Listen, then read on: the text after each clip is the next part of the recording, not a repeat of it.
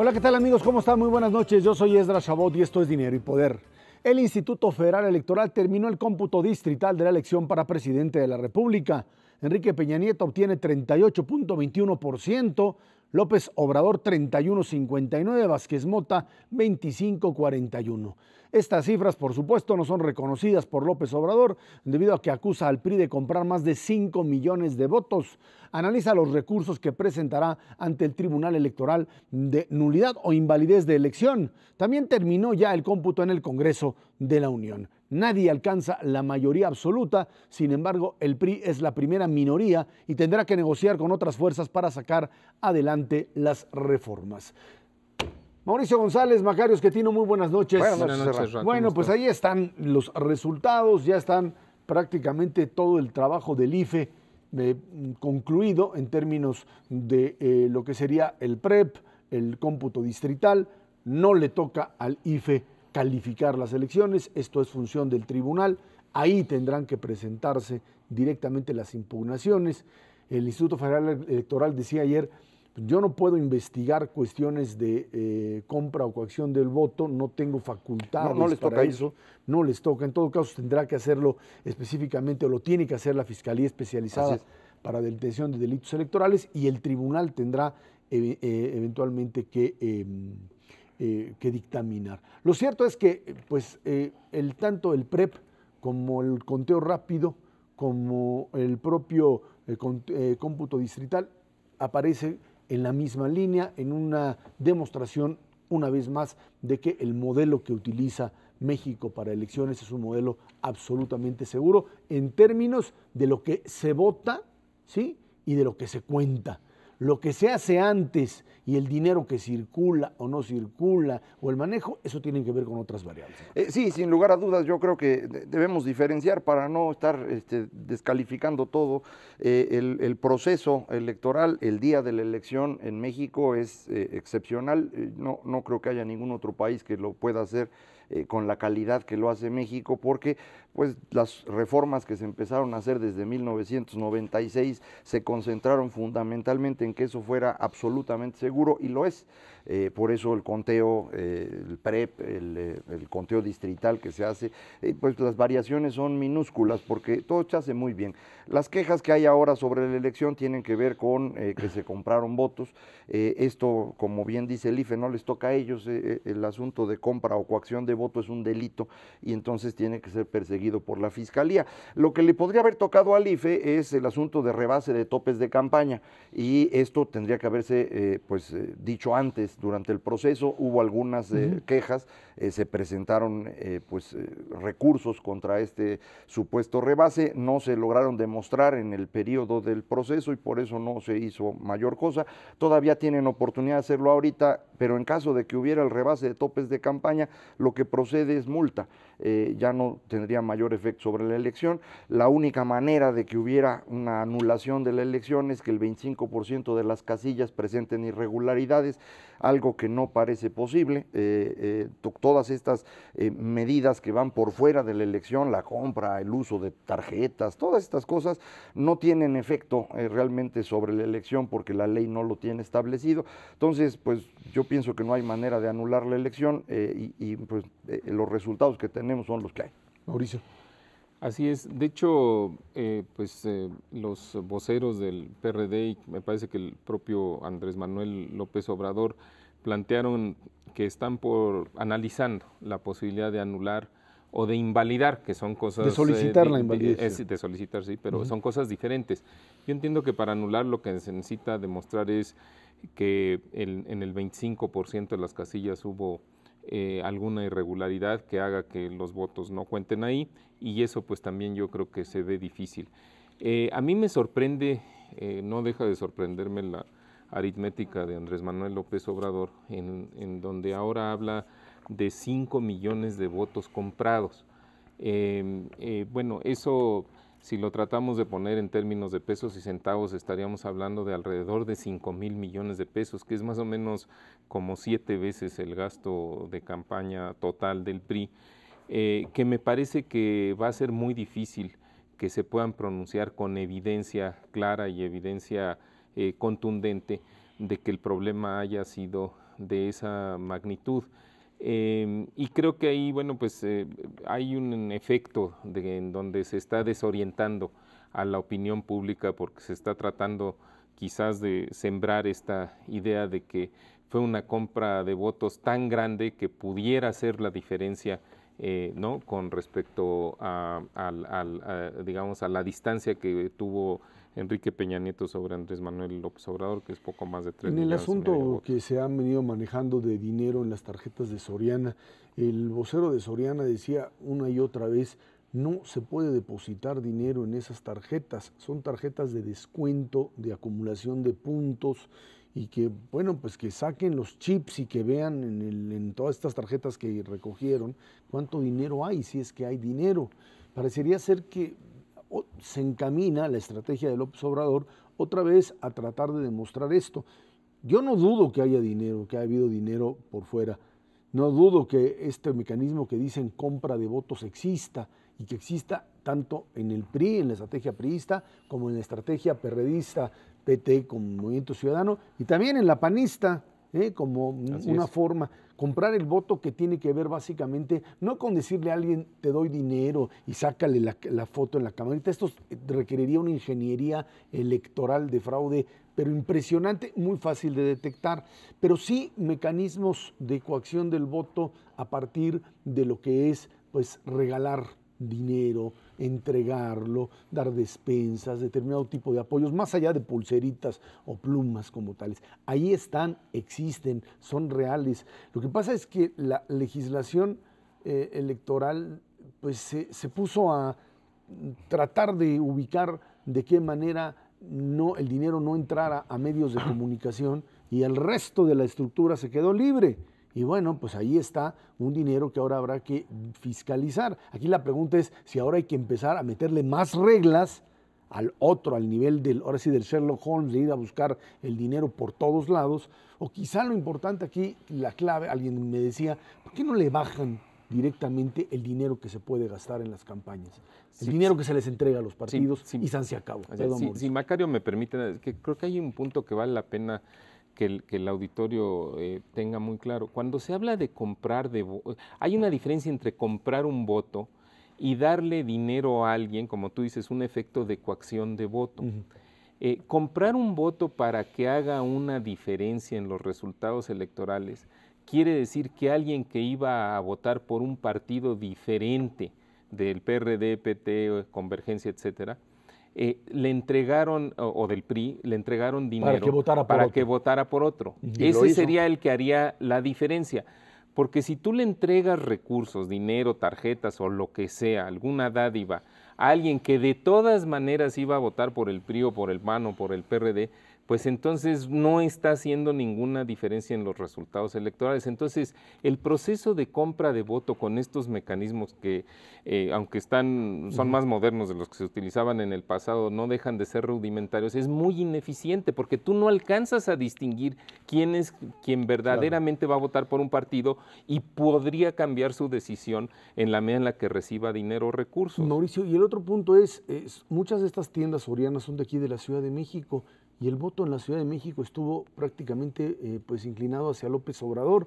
Alguien diría, bueno, es que los programas sociales del gobierno del Distrito Federal, del gobierno del Distrito Federal funcionaron. ¿Y eso qué? ¿Eso tiene que ver con coacción del voto? Yo creo que no. Tiene que ver con que de una o de otra manera representan una alternativa política como pudieron representar la de los gobiernos de los estados. Lo que yo ya no entiendo bien es por qué estamos discutiendo estas cosas si lo importante, lo que debería quedar absolutamente claro, es que el señor López Obrador lo que está tratando de hacer es descalificar la elección porque la perdió. Exactamente lo mismo hizo en 2006, ya creo que ya nadie se acuerda, pero dijo que traía 10 puntos de ventaja en encuestas suyas que nunca existieron. Dijo que había 3 millones de votos que le habían escondido cuando él sabía que eso no era cierto. Acusó a los señores vigilantes de las casillas de su mismo partido de haber hecho fraude. Utilizó una imagen de televisión para descalificar la elección que resultó falsa. Y hoy está haciendo exactamente lo mismo. Si alguien le cree al señor López Obrador, está en un problema, porque el señor es un mentiroso, ya lo ha demostrado, eso es el problema. Entonces ahorita la discusión que están teniendo alrededor de la elección es una discusión que él está tratando de construir para demostrar que la elección no funciona porque el único que puede ganar legalmente es él. Entonces, si nosotros nos metemos en esa discusión, le estamos haciendo el juego a un señor que está generando problemas simplemente porque él quiere ganar. Sí, ¿no? pero yo creo que eventualmente los argumentos también ahí se desploman, Macario, porque resulta que donde ganas, entonces ahí no hay conflicto, Pues sí. ahí no hay compra de votos, ahí la elección es pulcra, y donde pierdes, ahí el dinero es donde fluye. y eso no Aquí en el funciona. Distrito Federal utilizan incluso recursos públicos para que la gente vote. En Iztapalapa se usa el agua como mecanismo de control del voto. Si la gente no vota por quien debe votar, se le corta el agua y se acabó. Entonces, ese tipo de cosas las hacen todos y como bien dices, pues debería ser parejo la discusión. A ver, ahí ¿no? están los resultados finales de la elección, ¿no? Ahí aparecen la elección para presidente de la República con los datos que le dan, pues prácticamente el triunfo a Enrique Peña Nieto. En el conteo rápido 38-24, 38-15 en el PREP, 38-21. López Obrador tenía 31-38, se va a 31-64, 31-59 prácticamente, ¿no? Bueno, ahí están los números sin ningún problema dentro de márgenes razonables de error de contabilidad que no tiene ningún problema.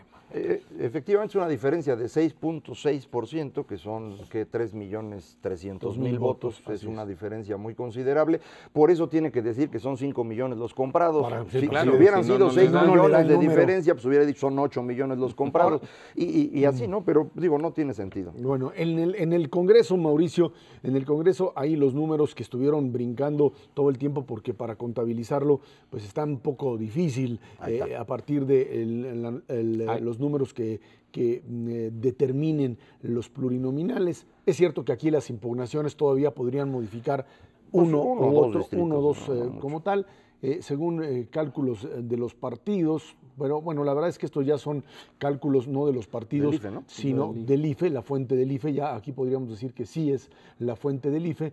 PRI 207, el PAN 114, PRD 101, el Verde 33. Esto da 207 más 33, te da 240, ¿sí? Más Así 10 es. de la maestra, 250. No es es mayoría. eso. Bueno, en la rayita En la raya, podríamos da lo decir mismo. exactamente, ¿no? No se puede con 250. No se puede con 250, Ezra, y yo creo que lo que nos señala clarísimamente esta gráfica y estos números es que la regla del juego, la tónica en la Cámara de Diputados, y bueno, también la de senadores, Ahorita como vamos la a ver vemos. en un momento, es la negociación. La gran pregunta es, ¿Con quién? ¿cuál va a ser el aliado del PRI para las diferentes reformas?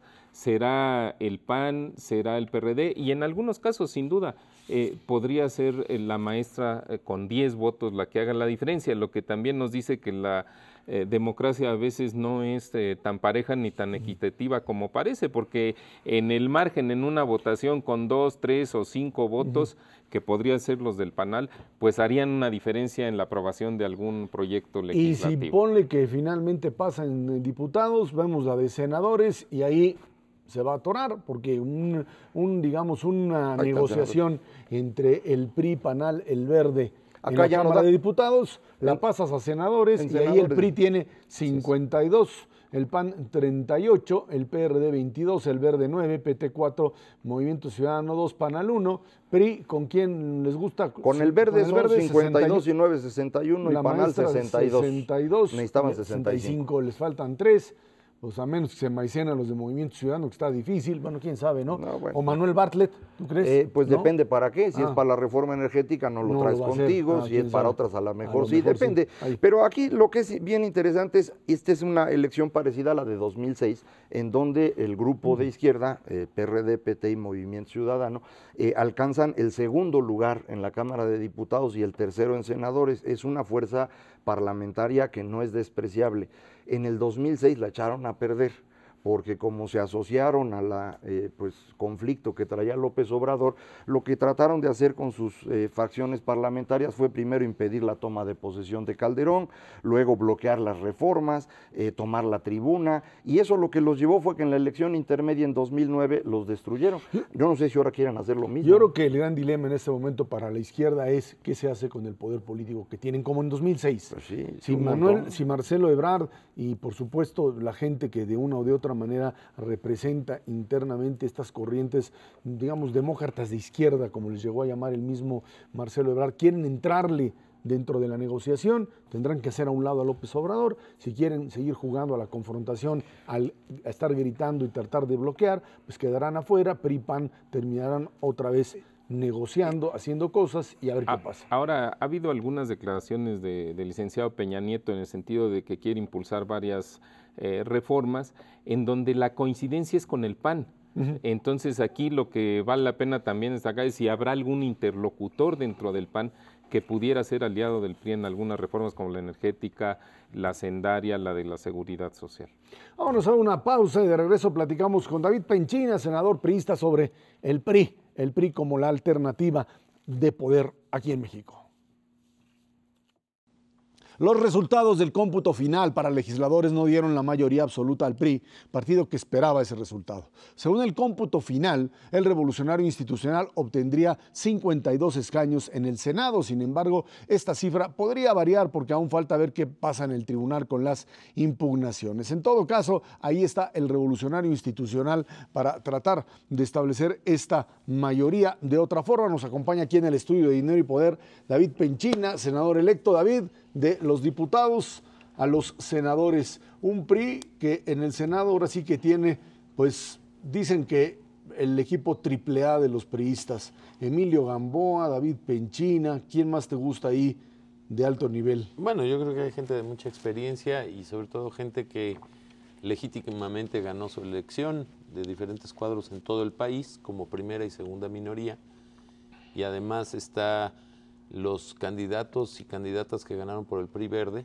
que en su conjunto haremos poco menos de la mitad del total de la Cámara de Senadores. Necesitan alianzas para finalmente conseguir una mayoría. Yo creo que el mandato de las alianzas en las últimas 3 elecciones federales se ha vuelto la variable permanente de un país que ha preferido la pluralidad en términos de la representación popular en el Congreso de la Unión después de una larga historia de hegemonía partidaria única que tuvo el Partido Revolucionario Institucional. Segundo, pues este país no es parejo, no es plano, tiene diferentes realidades en el norte, en el centro, en el sur. Yo creo que cualquiera que coloree un mapa electoral del país, pues es de una gran diversidad. David, hace unos años, bueno, no tantos, unos cuantos años, cuando te entrevistamos en este programa, eras diputado, decías, estábamos tratando de armar una mayoría para reformas, no se pudo. Ahí están las interpretaciones, los priistas dicen que los panistas no supieron negociar, los panistas dicen que los priistas los bloquearon. Hoy volvemos a repetir el mismo escenario. ¿Qué va a pasar? Lo que creo que va a pasar y debe de pasar, y ese es el mandato popular, es que abordemos a las reformas para que este país cambie, porque este país sí dio una señal muy clara en la elección, que fue un cambio de rumbo, después de 12 años de más de una década de gobiernos de derecha, panistas que tuvieron un estilo de gobernar y que no transmitió y no se tradujo en la piel de los mexicanos en beneficios económicos. Seguimos estacionados en las grandes cifras nacionales, con una economía paupérrima en los bolsillos de los mexicanos, con 57 millones de mexicanos, que es poco más de la mitad del total de la población calificado en pobreza, y la mitad de esos 57 con pobreza alimentaria. Hoy creo que hay que pasar de las grandes finanzas nacionales a las finanzas de la bolsa de los mexicanos, generando más empleo, mejor remunerado. Para eso se requieren reformas estructurales como la hacendaria, la energética, la laboral. Me parece indispensable una reforma educativa de este país, y ese mandato sí lo dio el pueblo de México. Creo que hay una gran ventaja. El país está sobrediagnosticado. Todos sabemos lo que requerimos para fortalecer el mercado interno y para traducir esas grandes finanzas nacionales en buenas finanzas personales. Creo que tras el sobrediagnóstico que ya hay de los diferentes problemas, tras un mandato amplio de una elección muy distinta a la de hace 6 años, déjame recordarte que Felipe Calderón gana por 0.5 la presidencia de la República, y el hoy presidente electo Enrique Peña Nieto pues gana casi por más de 10 veces esa diferencia. Y eso se debe de traducir en la producción de acuerdos. En el PRI no vemos ni ganadores ni vencidos. Vemos la culminación de una etapa en la que hoy tenemos que construir acuerdos para poder lograr las reformas que requerimos, y sí nos sentimos capaces, teniendo una gran mayoría de gobiernos estatales y municipales, de construir la fuerza y las razones para llegar y abordar esas reformas de manera urgente, porque el país está requiriendo y esperando un cambio. Esta falta de mayoría en las cámaras obliga a estas negociaciones y acuerdos para las reformas que incluso el candidato ganador, que ya menos será presidente electo, el licenciado Peña Nieto, ha estado insistiendo en que hay que hacerlas. El asunto es con quién se pone uno de acuerdo, porque pues de negociar probablemente con PAN y PRD para poder tener una mayoría bastante grande, pues va a implicar ciertas cosas que a lo mejor dentro del PRI no son tan fáciles de vender, es decir, por ejemplo en la cuestión laboral, cómo ponerse de acuerdo, o en la parte fiscal que es determinante. Entonces, no es solamente negociar hacia afuera del PRI, es también negociar hacia adentro del PRI. Ahí adentro, ¿cómo lo vas viendo tú, David? Yo lo que veo, y lo digo de veras con la experiencia reciente de haber recorrido todo el estado de Hidalgo y varias veces, de traer en mi haber de experiencia política 2 elecciones de diputado federal, también por tierra, que tuve la oportunidad de ganar, que la gente quiere menos ruidos y más resultados. Creo que hay un segundo mandato, Macario, que es fundamental, que es que nos corramos hacia el centro, no hacia la derecha. Y eso en español significa fortalecer el mercado interno. Y para eso se requieren recursos y se requieren reformas para poderlos obtener de manera igualitaria. Tú hablas, por ejemplo, de reforma fiscal. Una reforma fiscal no va a salir. Puede salir, y muy bien, una reforma hacendaria.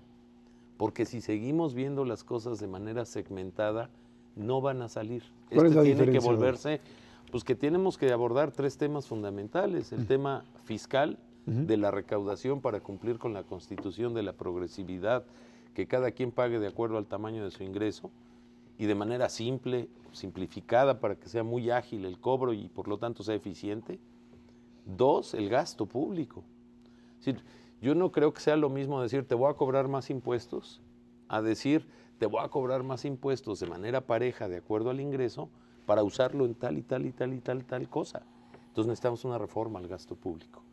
Y tercero, necesitamos algo que, por cierto, yo dejé aprobado en la Cámara de Diputados y que ahí lo atoró el PAN. Luego me daba risa que, y lo digo con todo respeto, Vázquez Mota hablaba de la reforma de la banca de desarrollo cuando se obstaculizó por los gobiernos del PAN en el periodo pasado para el financiamiento a la micro, pequeña y mediana empresa, que es un detonante indispensable en la generación de empleo. Ley de coordinación. Si ponemos las 3, yo creo que es fundamental. La ley de coordinación fiscal entra en la ley en la reforma al presupuesto. Esto, ¿no? Sin duda. Con gobiernos que tienen que dar sin duda, cuentas, ¿no? Que tienen que cuentas. dar cuentas y que tienen que ser, también hay que decirlo, de mejor manera tratados. No podemos seguir en este espejo de que si el gobierno del estado Z, para no poderlo personalizar aquí, es de mi partido, pues le doy más. Y eso ocurría. Y esa es la única forma que hay para cambiarla, es ponerlo en la ley. La oferta de nosotros los legisladores, que es distinta a la del Ejecutivo, porque tampoco creo que debamos devolver a este poder legislativo sumiso del poder ejecutivo, tiene un mandato fundamental, que las leyes le sirvan a la gente. Y para que le sirvan a la gente creo que hay un gran espacio. Mira, ciertamente México tiene muchos problemas. A ustedes, ¿qué les voy a platicar? Que son analistas permanentes de muchas situaciones de la realidad nacional. Pero atrás de un problema hay una oportunidad. Y creo que ha llegado la hora de la conciliación nacional después de 12 años. Y para poder tener esa visión, nosotros estamos partiendo de un principio. Yo le doy las gracias a la gente que votó por mí, pero también a la que no votó por mí. Porque creo que tuvimos una jornada electoral ejemplar en un mar de dudas, de descalificaciones, de cuestionamientos al árbitro, y finalmente ahí están los resultados de una ciudadanía que se dio elecciones democráticas para renovar un poder público. Bueno, no un poder público, varios poderes públicos. Y David, tú mencionabas que el país está sobrediagnosticado. Yo creo que yo coincido totalmente con esa apreciación. Pero ahora que estabas mencionando la reforma hacendaria, nos dabas algunos argumentos con los que, por cierto, yo concuerdo y los he visto sin duda como indispensables desde hace mucho tiempo, pero me da la impresión de que son los mismos argumentos que se han venido planteando desde las legislaturas anteriores y desde el gobierno actual del presidente Calderón.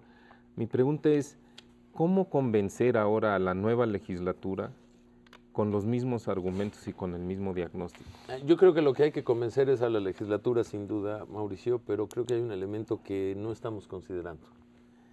Hoy, el sector más convencido de este país para una reforma hacendaria es el sector productivo nacional, porque ha sido víctima de un esquema fiscal totalmente injusto. Y creo que eso sí es un acicate para los legisladores. Si tú agarras un empresario, chiquitito, chico, mediano o grande, y le platicas del YETU, tienes un consenso de que hay que modificar el ICR. Que no podemos seguir con una doble tributación, háganle como le hagan, ¿no? Aunque los tecnócratas de derecha digan que no es doble tributación, aquí en China y en Roma es doble tributación. Y creo que esa fuerza ciudadana productiva, que es, por ejemplo, todos los empresarios, no estoy hablando de los grandotes, sino también de los más pequeños, tiene que ser un acicate para el legislador. Porque el legislador no se puede seguir mandando solo. El legislador tiene que atender a un mandato. Tal vez los que corrimos una elección, como yo digo, por tierra, porque luego hay uno que ahí se le hizo exclusiva la de por tierra, no, somos muchos los que hicimos por tierra. Tiene que ser un mandato. Y tiene que ser un mandato, sí, darle más recursos a estados y municipios. ¿A cambio de qué? De rendición de cuentas, de homologar la contabilidad gubernamental. A ver, me da mucha risa cuando debatimos sobre la rendición de cuentas. Ni siquiera tenemos homologado el sistema contable de cuentas nacionales. Eso es verdaderamente esquizofrénico. Bueno, México está en el umbral y al filo de la navaja de poderse demostrar a sí mismo que la democracia puede ser eficiente y eficaz en entregar resultados. Y lo digo abiertamente, Mauricio, con un mandato ciudadano que yo sí recibí y lo recibí ampliamente. O demostramos en esta administración que viene que la democracia es el camino para mejorar la calidad de vida, o lo que estamos poniendo en riesgo no son las reformas, la viabilidad del sistema político nacional. La viabilidad del sistema político nacional donde la ciudadanía nos dio un voto de confianza más. Y ese no es un dato menor. Es un bien a tutelar de manera, yo diría, indispensable todos los días. Y bueno, pues el que no quiera construir acuerdos, que diga por qué.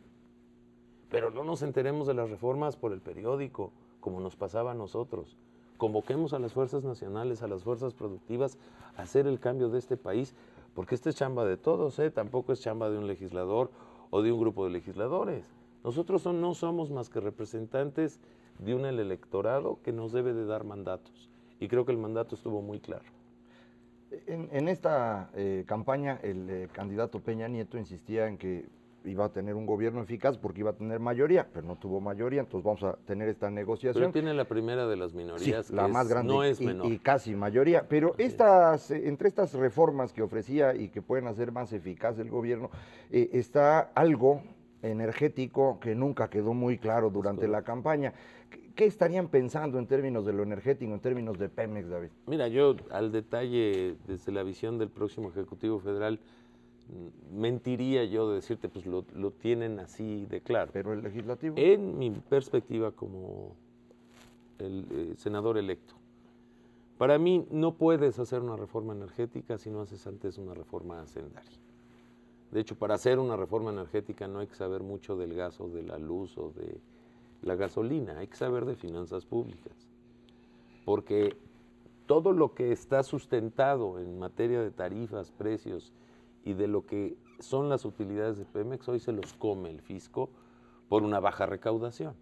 Entonces, bien decía la abuela, ¿no? Para correr hay que caminar y para caminar hay que saber gatear.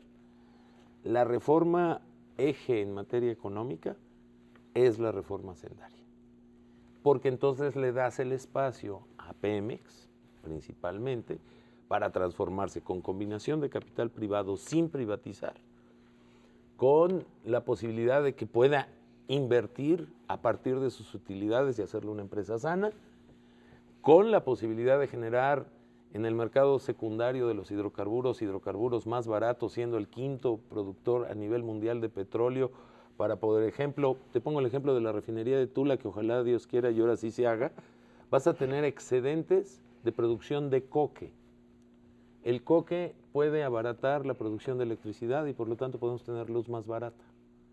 al licenciado Enrique Peña Nieto en campaña lo golpearon mucho diciendo que eso era demagógico. No, no tiene nada de demagógico. En lugar de estar produciendo en plantas de ciclo combinado con combustible muy caro, que por cierto en un 40% lo importamos, si nos ponemos a producir coque a partir de la refinación, vamos a tener un insumo básico para la generación de electricidad. Entonces, es una cadena de reformas. Creo que siempre ha faltado en estos 12 años y deseo, así con incluso una plegaria, que tengamos la inteligencia de saber qué va primero y qué va después. Para mí en materia económica no tiene remedio. Es la hacendaria, es la energética, es la laboral. Así, en ese orden. Porque aquí el orden sí altera el producto. Y en materia política me parece indispensable la reforma del Estado con un verdadero federalismo donde introduzcamos, por ejemplo, el elemento de que si va a haber más recursos, pues cómo los distribuimos, pero además cómo nos rinden cuentas de esa distribución. Creo que van de la mano.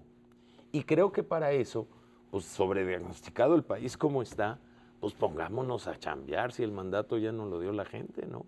Creo que es por ahí. Ahora, no es de buenos deseos, perdón, Ezra. No, sí. Es un asunto de argumentos que se han venido acumulando en 12 años, de hartazgo, de debates falsos, de debates bien habidos, de todo. No dudo que haya quien se vaya a tirar al suelo de los futuros senadores, conozco a varios, con una reforma energética, ¿no? Esta, por ejemplo, transmutación del doctor Bartlett, de los últimos años, pues sí llaman la atención. Bueno, pues sí, pero él no representa al país. Lo representamos todos. Pero sigue estando en el PRI, dice. Y ¿él dice? Así dice. Bueno. David Penchina, habría senador. que preguntarle a los poblanos. David Penchina, muchísimas gracias de verdad por estar aquí. No, es un privilegio, como siempre. Gracias, Mauricio. Gracias, Macario. Gracias, Ezra. Vámonos a una pausa. Esto es Dinero y Poder.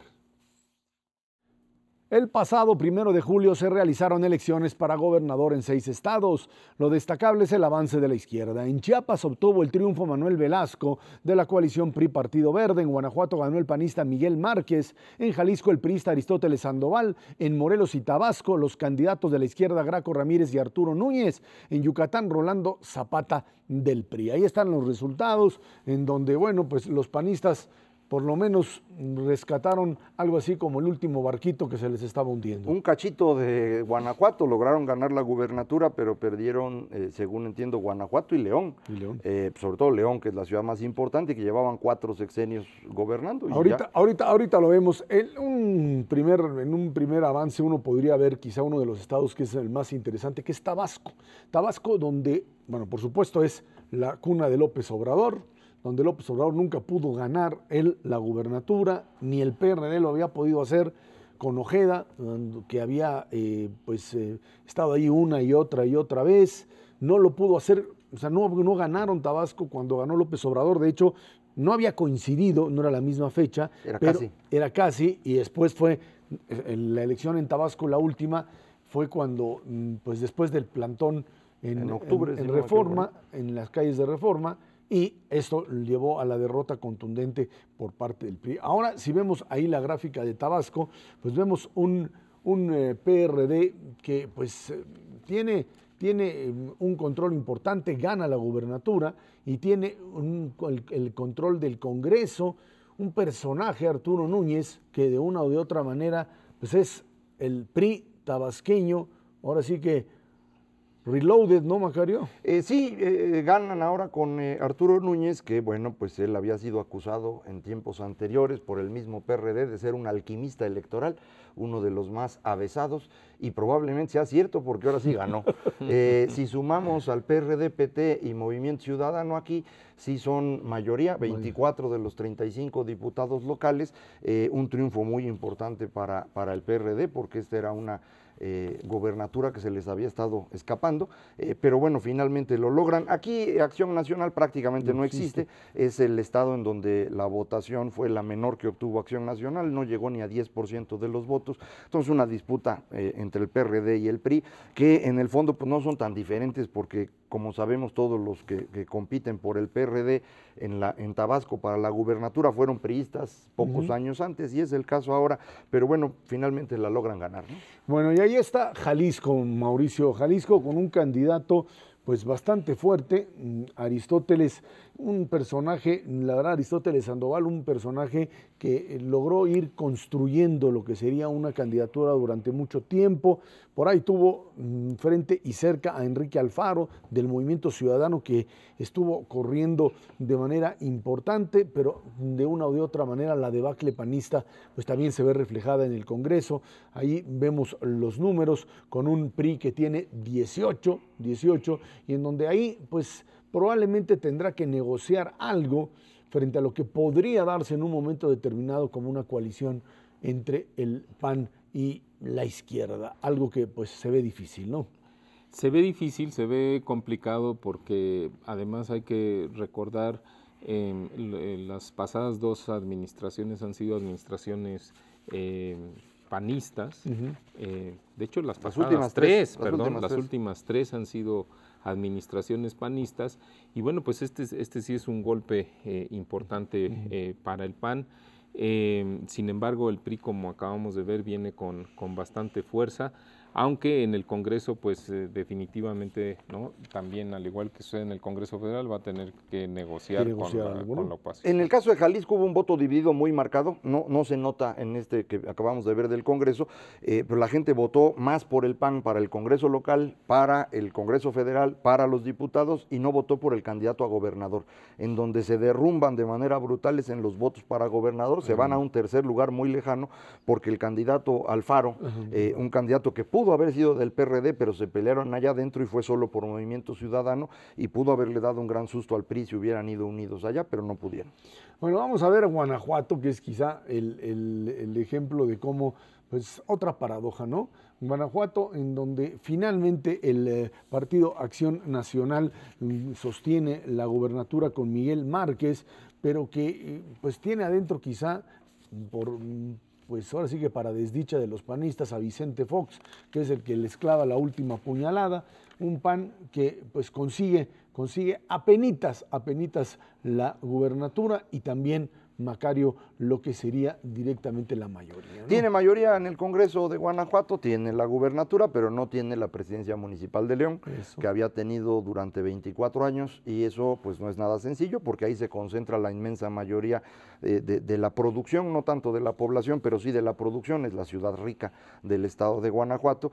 Vamos a ver cómo logran mantener una vida en común en ese estado.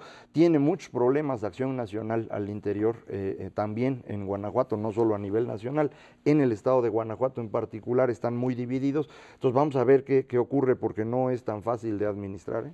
Mauricio, aquí quizá el punto central sería la recomposición de Acción Nacional, desde donde uno podría comenzar a ver. Hay quien dice Vázquez Mota será de una o de otra manera la cabeza de esta recomposición a nivel nacional. Los grupos ultras tendrán que pues hacerse a un lado dentro del PAN para permitirle generar un nuevo movimiento ciudadano como el que está tratando de organizar Vázquez Mota. Y Guanajuato, pues uno pensaría que sería uno de sus últimos bastiones que le quedan, algunas otras gubernaturas por ahí que pudiese todavía tocar como base para poder alzar desde ahí un nuevo movimiento, ¿no? Sin duda, es algo que, por ejemplo, Nuevo León podría ser ¿no? parte de esta estrategia. Nuevo León, el PAN tuvo una votación importante. De hecho, yo creo que uno de los perdedores en este proceso electoral, si se le puede llamar así, es el gobernador Rodrigo Medina del PRI, porque el voto, para presidente fue más alto en el caso de Nuevo León. Sí, ahí podríamos pensar. Sí, al PAN no le queda ya muchos estados, es un poquito lo mismo que le pasaba al PRD hasta esta elección, que se recuperó. El PAN tiene Sonora, que sigue siendo un bastión que podía servir, pero lo perdieron en esta elección. Baja California, en donde no solo perdieron todo, y ya lo habían perdido en la intermedia, entonces está en riesgo Baja California, que es el primer estado que lograron ganar. Baja California Sur sí lo tienen, pero hay que acordarse que es de grupos locales, no tiene que ver el partido. Entonces sí está complicado para Acción Nacional. Vamos a ver cómo se reacomodan. Y otro estado que pues fue ahora sí que propiedad de los propios panistas, sacado al PRI, como el caso de Yucatán, luego pues el PRI lo obtuvo y ya no lo soltó, es Yucatán. Vamos a ver ahí la composición. Un candidato como Rolando Zapata termina pues reafirmando la labor de Ivonne Ortega, de la gobernadora, y le da ahora sí que pues un poder inmenso al PRI. El PAN, pues sí, como segunda fuerza, pero bastante lejos. Sí, en diputados se queda lejos, en la votación de gobernador sigue habiendo conflicto. Ahí hay el argumento de que probablemente la votación no esté bien porque hubo votaciones en muchos casos donde se marcaba PRI y Verde, porque iban en alianza a nivel nacional en 199 distritos, pero no en todos. Entonces acá podrían anularse votos, eso es lo que argumenta el candidato de Acción Nacional, Guacho, y que con eso podría cambiarse el resultado. Pero como lo estamos viendo, aunque cambiara la elección de gobernador, la de diputados es 2-1. Mauricio, ese argumento que han pues ahora manejado los priistas en el sentido de que quizá esta confusión en donde en muchos lugares los priistas hayan votado PRI Verde y eso ha anulado el voto y por eso una gran cantidad de votos nulos, ¿te suena posible? Pues mira, Esra, más o menos los votos nulos fueron del orden de poco más de 1 millón. Y de acuerdo con los porcentajes que hemos visto en elecciones recientes a nivel presidencial, no parecería ser una cifra atípica. Es posible que haya existido esta confusión que tú señalas, pero en cuanto a la parte numérica, pues no se ve. En la presidencial no tiene mayor efecto, en la de Congreso sí puede ser importante, porque en algunos estados crece mucho, como bien dice Mauricio, a nivel nacional es 2%, 2,5%, pero a nivel de estados, por ejemplo, en Coahuila se va a más de 6%. Y puede ser por esa razón. Entonces, a lo mejor en algunos lugares sí, pero si es así, pues ni modo. Así está la ley, ellos la hicieron y pues le hubieran explicado a los votantes. Pues tan sencillo como eso. Y bueno, pues el otro estado que es otra vez un estado priista, un estado simbólico en términos de rebelión popular, que es Chiapas. Ahí, pues la verdad es que el PRI, Partido Verde, con un candidato como Manuel Velasco, termina generando una situación verdaderamente de, pues, no sé, un aplastamiento político, diría yo. Pues gana de calle el propio gobernador, el candidato Velasco, un joven del Partido Verde construido ahí con pues alianzas internas y que tiene el PRI, pues si no la mayoría, bueno, sí, la verdad es que tiene una mayoría. Sí, el PRI y el Verde tiene una clara mayoría, 23 escaños contra 35 en total. Eso sin duda le da una ventaja. Hay que subrayar, es un gobernador muy joven y que podría aprovechar esta composición del Congreso para avanzar en el Estado. Hay quien le atribuye parte de su éxito a algunas relaciones familiares, es nieto de un ex gobernador, Manuel Velasco Ibarra. Hay quienes piensan que puede tener méritos propios y pues ya se va a aprobar. Sin duda tiene la mesa puesta con este Congreso y en su composición. Sí, es la única elección que se gana así de calle junto con el DF. Son las dos elecciones donde el ganador es así, tipo de los buenos tiempos, ¿no? Más del 60% del voto. Entonces tiene una gran oportunidad. Vamos a ver qué tanto la puede aprovechar. Y el caso Morelos, en donde pues la verdad hay un candidato de la izquierda que consigue con mucho trabajo llevar a cabo una elección, ganársela al PAN, otra debacle panista con Marco Antonio Adame al frente de la gubernatura. Ahí está Graco Ramírez, Graco que consigue, pues la verdad sí tener una elección muy, muy afortunada, el panismo otra vez resquebrajado internamente y un PRI que simplemente no alcanzó a tener fuerza. Era un mal candidato, creo yo, el del PRI, y esa es la razón por la cual Graco pudo finalmente cosechar su trabajo de casi 20 años. Lleva un buen rato allá en Cuernavaca tratando de construirse. A lo mejor se acuerdan los amigos del auditorio, antes no se podía ser gobernador en Morelos si no era uno nacido en la entidad, y Graco fue el que estuvo presiona y presiona hasta que logró cambiar esa ley y pues, finalmente ha logrado cosechar. No tiene mayoría ni cerquita en el Congreso. Vamos a ver qué puede lograr en negociaciones. El PAN prácticamente desaparecido. La capital, la ciudad más importante que es Cuernavaca, la gana el PRI con Jorge Morales Barut, que fue gobernador interino por el PRI hace tiempo. Entonces, bueno, pues va a ser un trabajo de concertación importante el que van a tener en Morelos. Y algo que para mí es interesante es que Graco fue el primero de los gobernadores nuevos del PRD o PT y Convergencia que claramente dijo que con López Obrador ni a la esquina, man. Bueno, ahí están, la verdad, que los resultados muy claros en elecciones de Congreso. Uno pensaría que deberíamos de empezar más a coordinar elecciones estatales con elecciones federales. Los resultados, pues, de una u otra manera, pues se ven mucho más claros, ahorran también una enorme cantidad de dinero. Hay quien dice, bueno, pues sí, nada más que meten mucho ruido, ¿no? Porque lo federal, sin duda alguna, influye enormemente en lo local y a muchos no les interesa ese tipo de cosas. Pero la gente vota diferenciado. Verdaderamente a mí me sorprendió la capacidad de los votantes mexicanos, muy superior a la que los analistas en general le atribuyen. Votaron de una manera muy clara qué es lo que querían de presidente, a quienes en el Congreso y a quienes de gobernadores.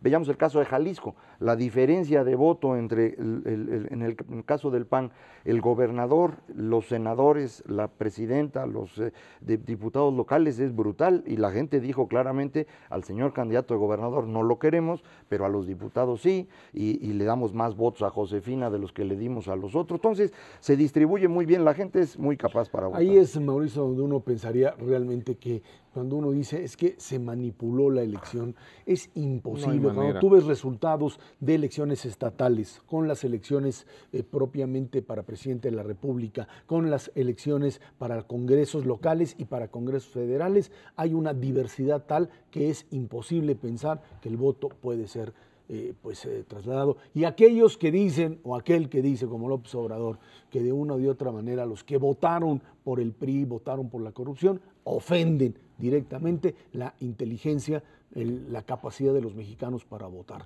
Más allá de coacciones del voto, la gente sabe cómo votar, y eso es un insulto para la gente. Sin duda, Esra, y además yo agregaría, si tú ves el porcentaje de mexicanos, de ciudadanos que salió a emitir su voto, 63%. que fue 63%, fue muy superior a lo que tuvimos en la elección del 2006, que fue de 56%, efectivamente. O sea, la gente salió por su voluntad y, como bien señala Macario, se expresó en las urnas de manera muy diversa, y bueno, pues eso es parte de las ventajas de la democracia, ¿no? 500,000 de capitalinos, Esra, decidieron votar por el PRD para jefe de gobierno y no votar por Andrés Manuel para presidente, antes de ser de estos. Yo ¿Qué dice? creo que tengo uno enfrente aquí. Yo.